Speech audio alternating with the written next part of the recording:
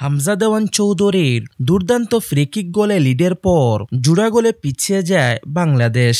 তবে শেষ দিকে দারুণ লড়াইয়ে মুরসালিন ও সমিত সুমের গোলে ফের সমতায় ফিরেছিল লাল সবুজরা, তাও যোগ করার সময়ের শেষ মিনিটে। তাতে বাঁধভাঙা উল্লাসে মেতে উঠেছিল জাতীয় স্টেডিয়াম, কিন্তু মুহূর্তেই সেটা মলিন হয়ে গেল। শেষ বাঁশি বাজার ঠিক আগ মুহূর্তে ফের গোল হজম করে ম্যাচটি হেরে গেল স্বাগতিকরা। এশিয়া কাপ বাছাইয়ের তৃতীয় রাউন্ডে সি গ্রুপের ম্যাচে হংকংয়ের বিপক্ষে ৪-৩ ব্যবধানে হারল বাংলাদেশ। লাল সবুজদের হয়ে গোল ৩টি করেছেন হামজা চৌধুরী, শেখ মুরসালিন ও সমিত সুম। হংকংয়ের হয়ে হ্যাট্রিক করেন রাফায়েল মেরকিস, আর অন্য গোলটি করেন এভারটন কামারগো। এদিন ম্যাচের শুরু থেকেই দারুণ লড়াইয়ের ইঙ্গিত দিয়েছিল বাংলাদেশ। ম্যাচের ১৩তম মিনিটেই দলকে এগিয়ে দেন হামজা চৌধুরী। বক্সের ডান পাশ থেকে নেওয়া তার কুনাকুনি ফ্রিকিকটি হংকংয়ের এক ডিফেন্ডারের মাথায় লেগে জড়িয়ে যায় জালে।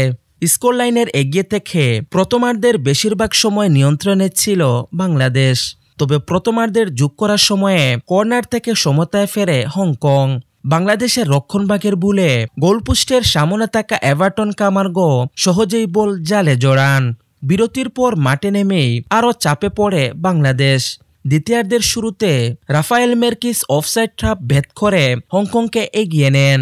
এরপর ৭৪তম মিনিটে একই খেলোয়াড়ের দ্বিতীয় গোলে স্কোরলাইন দাঁড়ায় ৩-১। তবে এখানেই থেমে থাকেনি বাংলাদেশ। ৮৪তম মিনিটে শেখ মুরসালিনের গোলে ব্যবধান কমায় বাংলাদেশ। জামাল ভুঁইয়ার ফ্রিকিক থেকে আসা বল হংকং গোলকিপার সামলাতে ব্যর্থ হলে দ্রুত পা বাড়িয়ে মুরসালিন বলটি জালে পাঠান। শেষ সময়ে নাটকীয়তা তৈরি হয় যোগ করার সময়ের ৯ম মিনিটে। বদলি হিসেবে নামা সমিত সুম হেডে গোল করে বাংলাদেশকে ৩-৩ গোলে সমতায় ফেরান। তাতে উল্লাসে ফেটে পড়ে জাতীয় স্টেডিয়াম। হারতে হারতে যেন একটি পয়েন্ট আদায় করে নিল বাংলাদেশ। কিন্তু কে জানতো মাত্র কয়েক সেকেন্ড বাকি থাকা ম্যাচটি বাঁচাতে পারবে না কাবরেরার শিষ্যরা।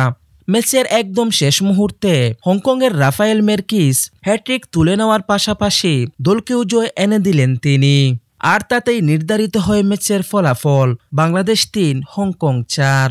রেফারির শেষ বাঁশির সঙ্গে সঙ্গে হতাশায় মাঠে বসে পড়েন হামজা চৌধুরী। যার গোলে বাংলাদেশ শুরু করেছিল স্বপ্নের সূচনা, শেষটা হলো হতাশায়।